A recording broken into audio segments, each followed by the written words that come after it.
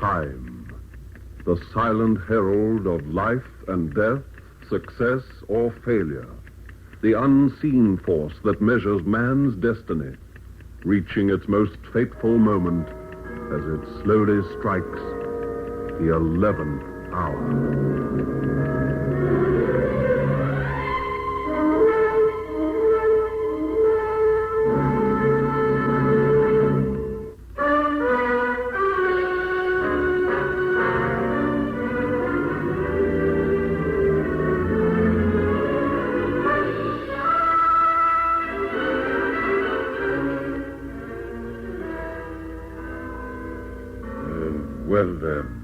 How about another hand of rummy, Leo? It'll pass the time. Time?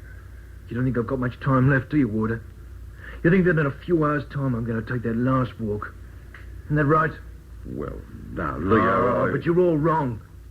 No, you're not going to hang Leo Gorman in the morning. Look, why don't you stop fooling yourself, Leo? I'm sure it'd help if you just resigned yourself to the situation. They're not going to hang me. My brother will get me out of this. Leo, you killed a policeman. There's no power on earth that'll save you from the gallows. Now let me call the priest and you'll find... No. George won't let him hang me. He'll find a way. Clever fellow, George. He's got all the brains of the family. George will get me out of here. What's the time? 2 minutes past 10. 9 hours to go, eh? Well, that's plenty of time. George will think of something, you'll see. What about that game of cards? Okay. Deal 'em up.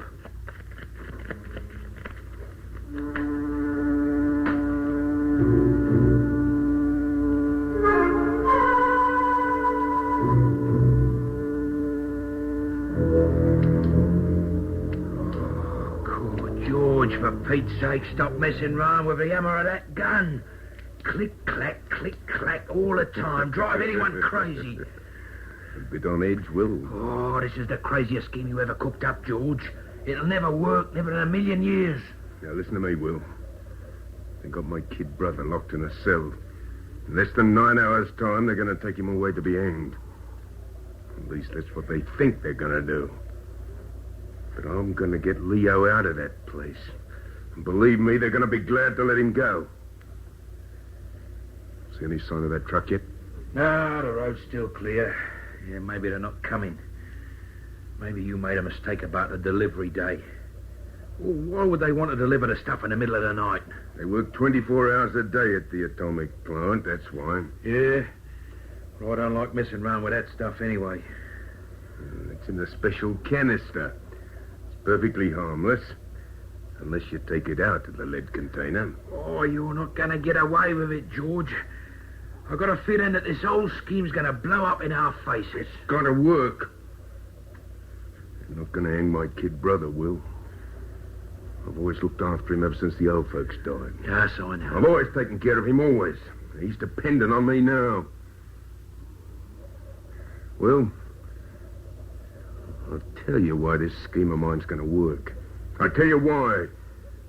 Because we're dealing with fear, Will. Fear. Got a nice ring to it, that word, hasn't it? Put the fear of death into people and you've got them at your mercy. You can barter with them, no more than that. You can demand. And I'm going to demand Leo's life from them. Sometimes I think you're crazy, both of you. You and that brother. Look, headlights. It's the truck. Okay. Now drive this jalopy across the road. George, it's not too late to back up. Drive this car across the road, Will. Okay.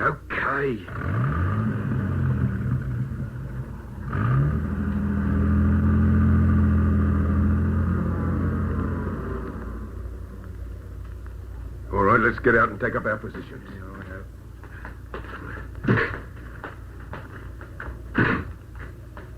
Now, there won't be too much risk. Truck's never very well guarded. They never take into account that anyone would want to steal radioactive material. Here they come.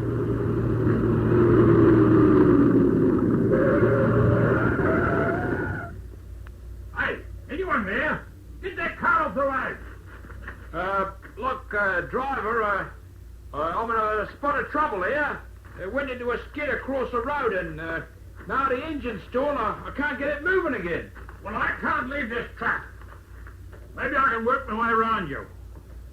Anyway, I'll try to get up here for you from Bixton. You put your hand on that gear lever, driver. It's the last thing you'll ever do. I had it. It's snowed up. What? Hold it, Harry. I got you well and truly covered. You're not going to get away with this. Do you know what we're carrying? Sure I do. You're carrying some radioactive material from the atomic pile to the research center, and I want that stuff. But it's no use to you. You can't sell it. Can't I? Might interest you to know I'm going to use it to buy a man's life. Oh, come on, hurry it up, George. Come on, now, get out of there. Open the back of this truck. Don't do it, Len. If he doesn't, he's going to end up very dead. Len, look at that. Len. Now, shut him up, Will. Sorry to have to do this, mate. Why, you rotten...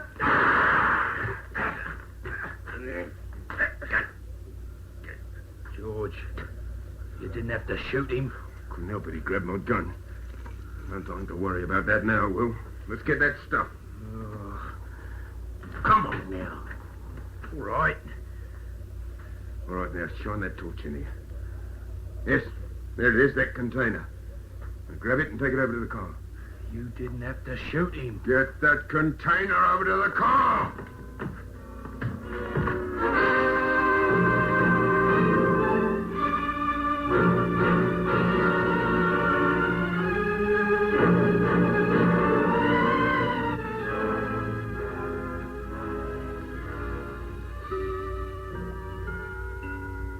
No, Inspector, it's no use my going to bed. I never sleep on the eve of an execution. Well, Governor, this is one time you need feel no sympathy for the condemned man. He's a vicious killer. If anyone deserves to die, he does. You feel very strongly about this, don't you, Inspector? He shot down a policeman in cold blood. Not only a policeman, but a personal friend of yours. Sergeant Denton and I joined the force on the same day. He's a good officer. Fine officer. Better than most. Well, you've avenged him. You tracked down his killer, and in less than 9 hours, Leo Gorman will pay the supreme penalty. Your job's finished, Inspector. Why don't you go home? I'll go home, sir. And the clock has finished striking the hour of 7 tomorrow morning. As you wish. Excuse me a moment. There's always a lot of things to attend to this time. Hello, this is Governor speaking. Governor, this is George Gorman here. Pick up that extension, Inspector. Right. Leo's brother's on the line. Yes, Gorman, I'm listening. Yeah, well, don't miss a single word of what I'm going to say. Leo's not going to hang, do you hear? There's nothing that can stop the execution, Gorman. Oh, yes, there is, Governor. Just a little while ago, I hijacked a truck on the Bexton Road. It was a very special sort of truck. You see, it was carrying some radioactive material to the research station. Gorman. Now, I got that stuff now, Governor. Unless you release Leo before 7, I'm going to take it out of the lead container, and I'm going to dump the stuff somewhere where they'll never suspect it's hidden. And all the people passing are going to be subject to radioactive rays. Do I make myself clear? Gorman, listen. Now, you listen. I'm going to hide it in some public place. A place where 1,000 people a day pass close by. And every one of those people will get a dose of the rays. And it'll take months to find out where it is. Now, you better think it over, Governor. I'll ring you back in a little while. Gorman. Gorman. You got it all, Inspector? Yep, every word. What do we do? Hopeless to try and trace the call. Public phone box. The first thing to do is to check whether or not Gorman's bluffing. I don't think he is. It's just a sort of audacious trick he'd pull. The brothers are very close. Leo's going to die, Governor. Leo's got to die. Now, you'll better keep this line to you open. In the meantime, I've got some phone calls to make.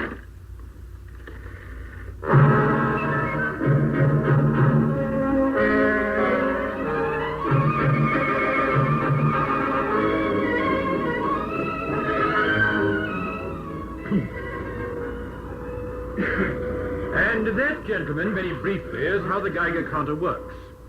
The amount of radioactivity in the immediate vicinity is recorded on this dial, and there is that distinctive crackling sound. Professor, can you tell us something about the material stolen? Just a brief outline. We have to hurry. Certainly, Inspector. The report states that the substance stolen was cobalt-60. The active ray is extremely dangerous to human tissue. Primarily, they consist of gamma and betas. Gammas affect the deeper human organs. They penetrate deeply into and through the skin tissue. The beta rays concentrate mostly on the surface tissues, and it must be noted that they affect the eyes, causing blindness after a lapse of time. However, the cobalt-60 would have been dispatched in a lead container. This is a sketch of just such a container. The lead forms a barrier against the rays, and as long as it stays there, it is relatively harmless. Does that mean there'll be no reaction from a Geiger counter? In theory, that's so. But actually, you will get a fairly definite reading. I must stress the necessity for extreme caution, gentlemen. This is a dangerous substance you're dealing with. If Gorman does take the cobalt-60 from its container and hides it in a public place, then it will be a long time before it can be detected, unless the entire city is combed by Geiger counters. And in the meantime, many innocent people will be contaminated by the rays. I'm afraid so, Inspector. Thank you, Professor Riddell. Now, I'm going to give this operation priority over everything else. The commissioner's given me a completely free hand. The driver of the truck died before he could get into the hospital. The guard's still unconscious, but as soon as he comes to, he'll possibly be able to give us a description of the car Gorman used. In the meantime, there is one angle we can explore. Soon Gorman will ring the governor again. Now then, he's bound to use a public telephone booth. And the post office authorities have furnished me with details of every public telephone box in the city. Inspector Muir, would you arrange to have every box under close surveillance? Have every man issued with a description of George Gorman, and anyone remotely answering that description who makes a call from a public phone booth should be apprehended. I'll get my men straight onto it, Inspector. Good. The flying squad detail is to stand by here, ready for immediate action. My men are waiting, Inspector. Post office technicians are ready to monitor any calls to the governor. They'll tell us immediately where the call is being made from. Get the flying squad there at the double.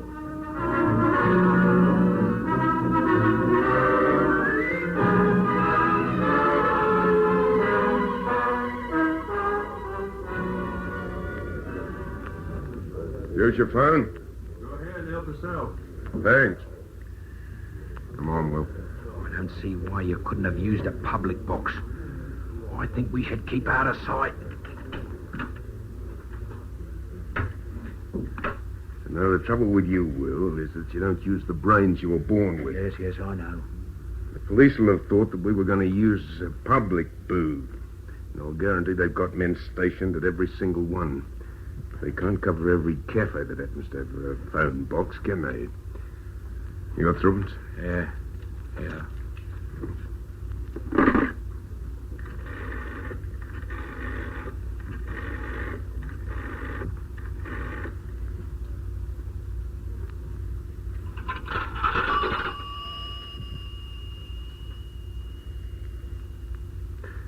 Governor, it's Gorman here. Now, I'm not a fool, Governor, and I know that you've got the line tapped, so I want your answer quickly, you understand? What's going to happen to Leo, huh? What are you going to do, Governor? Now, hurry it up. I want to get out of here before the police trace this call.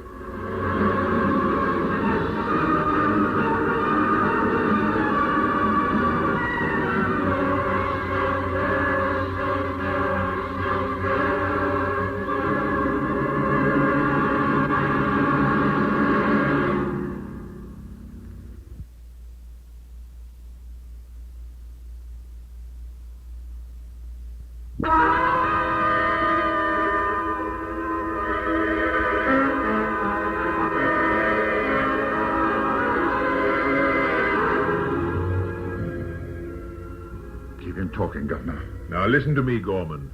I cannot make decisions of this nature in such a short time. I'm going to give you just 30 seconds, Governor. And I'm going to hang up and get out of here. 30 seconds, Inspector. No good. Not enough time. Come on, Governor. What's the answer? Gorman. Keep him talking. Gorman, for a stay of execution, I have to contact the Home Secretary. I want Leo released. Otherwise, a lot of innocent people are going to get hurt. Now, what's your answer, Governor? Can't you ring me back later? 5, 4, 3, Gorman, listen. 2, 1. All right, that's it. Governor, your conscience is going to trouble you for the rest of your life. Gorman. Gorman! He rang off, Inspector. Did you trace that call? Just a minute, Inspector. I haven't got time to spare. Brammett's Roadside Cafe, Templeton Road, Harley. A cafe? He didn't use a phone booth. Ring that address straight through to the flying squad. Have them cordon off the district. Right away, Inspector. I'll never get there in time. Gorman would have left that place smart. He'll be miles away by the time Favisham's men get there. Flying squad's on its way, Inspector. Good. He might ring again. No. No, he wouldn't risk it. The only way we'd call him off now would be to release Leo, make it known that we've done it.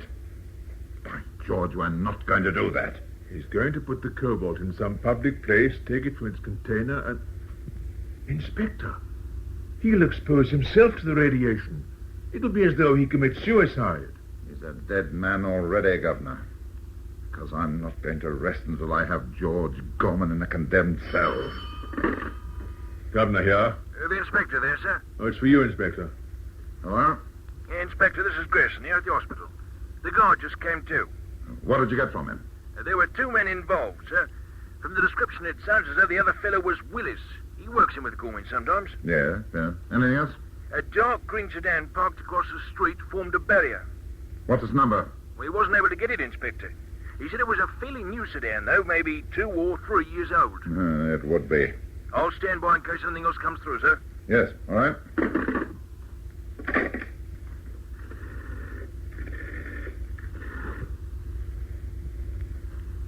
Hello? This is the governor's office. Inspector Burton speaking. Put me through to Muir, will you? Hurry. Hello, Muir. Dark green sedan, no number, 2 or 3 years old. Better stop every car in the city that answers that description. Yes, every one. Detail off the men with the Geiger counters for it. Is it any good, Inspector? Is there any chance of catching him before he dumps that cobalt? Yes, there's a chance, sir. There's a chance. Though with every moment that passes, it grows less and less.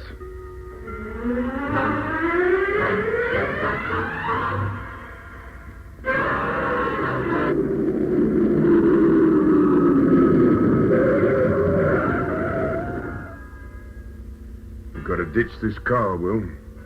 This is as good a place as any, right close to where I wanted to be, too. Now, come on. Let's get that container out. Oh, we're not going to lug that thing round now, are we, George? It's lead. It weighs a ton, and in any case... Come on. Let's get it out. Oh, now, look, you're not going through with it now, are you?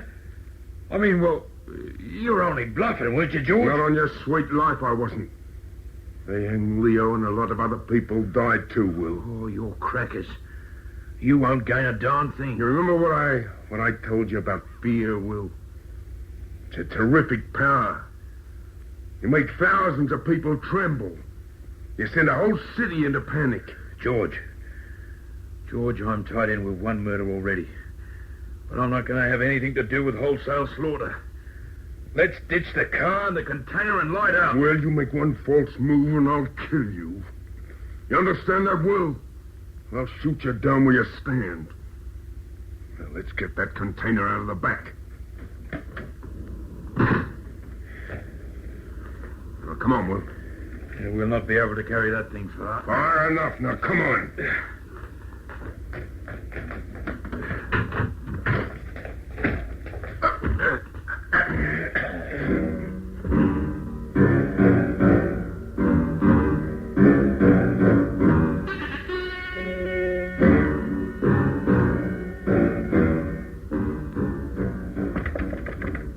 Yeah, come in. What is it, Sergeant? One of Inspector Muir's men reports finding an abandoned green sedan, sir. They went over it with the Geiger counter, and there was a very definite register. This is it. Get me a map of the city. Over there. Hurry. This one, sir? Yeah, that's it. Now, whereabouts did they find the car? Steerforth Street, sir. Just about there. Fairly suburb, eh? News, Inspector? All right, Sergeant. Have all units standing by. Very good, sir. Fairly suburb. News, Inspector? Yes, they found the car. Steerforth Street, Fairly. That means they've only ditched their car, surely. Yes, Governor. And until such time as we receive a stolen car signal, they'll be on foot. They're carrying a lead container. It'll be darn heavy. I doubt they want to lug it very far. So? It's my guess that Gorman's going to hide the cobalt very close to Steerforth Street. He's probably carrying it to the place he's chosen right at this very moment. Then the thing to do is to find a fairly public place in Fairlea, a logical place for him to hide the cobalt. There must be hundreds of places like that. Fairlea's a pretty big suburb. Yeah, let's have a look at the map. Well, then there have to be somewhere that's deserted right now. That rules out the railway station. And phone booths. He knows we're watching them, evidently. I'll steer clear of them. The public library's out, so the other public buildings are all locked up. I suppose he could be thinking about forcing his way into... Wait a minute. What's this? Fairlea Sports Ground. Well, he can't get inside there. The turnstiles will be locked. The turnstiles? You could slip a capsule of cobalt somewhere around a turnstile easy enough. And hundreds of people pass through a turnstile. Yes, that'll be it. Get me Muir. Hurry. Hello, Muir. Now listen carefully and act on this immediately. Call all units, have them converge on Fairlea Sports Ground. Now, this is something of a long shot, but it's a logical one. No sirens to be used. We don't want them to fly the coop if they're there.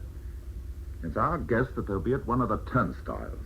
Yeah, turnstiles. Now, one other thing, Muir. Who's the best pistol shot in the force? Who? Oh, Constable Duncan. Yes, okay. Get in there together with a large caliber target pistol. It's all right. Now, get moving. I'll follow on in my own car.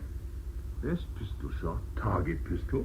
Yes, I've got a feeling you're going to have to use Constable Duncan's skill before the night's out, Governor. I'll keep in touch.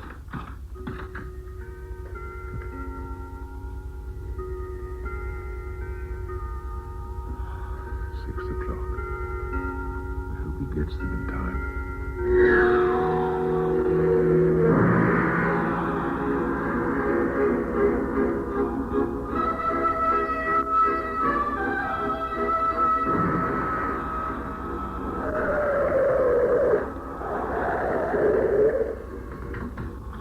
Well, Sergeant. Well? You're right, sir. They're here. Over there by that turnstile. We've got them covered. Well, why don't you grab them? You'll see in a moment, sir. You better forget about the threats, Gorman. It'll be easier on you if you surrender. You make any sort of move and I'll take the lid off this container. And you'll all get the radiation. He'll do it, too. You see, Inspector, we make one move and he takes the lid off that container. And the radiation contaminates us all. He's bluffing. I don't think so, sir. He's a three-time loser, with a murder count hanging over him. If he doesn't die here, he'll die on the gallows. Yes, but surely if we rush him now... Look at the faces of our men, sir. They're taking it by and large. They're a pretty rugged bunch. But that's cold fear on their faces, Inspector. See, they're dealing with something beyond their ken. Where's Constable Duncan? Here, sir. Inspector Muir gave you that target pistol? I have it here, sir. A 32 caliber long barrel job. Do you think you could hit Gorman from here? Yes, sir. I don't want him killed, Constable. I want him away from that container. Perhaps if you could hit his arm or shoulder. I understand, sir. I'll try. Hand me that speaker.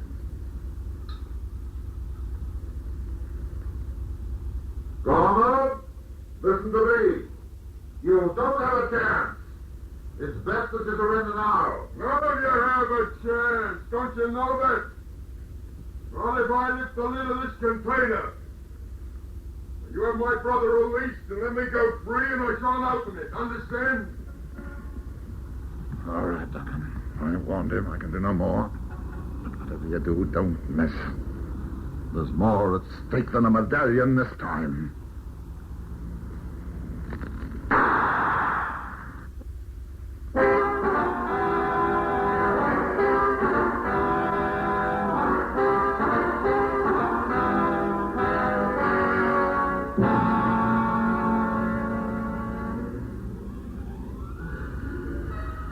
What's the time, Warder?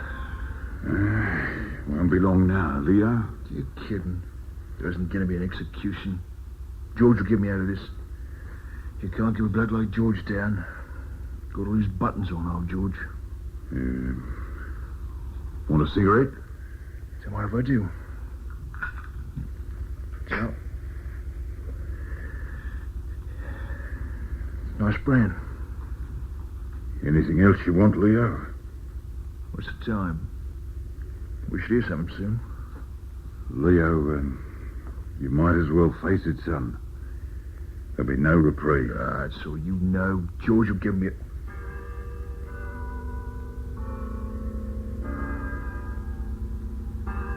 It's 7 o'clock, Leo.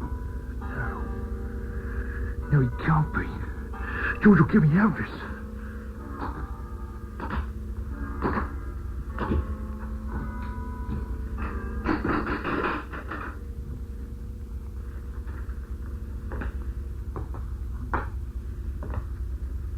It's 7 o'clock, Leo. Time to go. I'm afraid George didn't make it.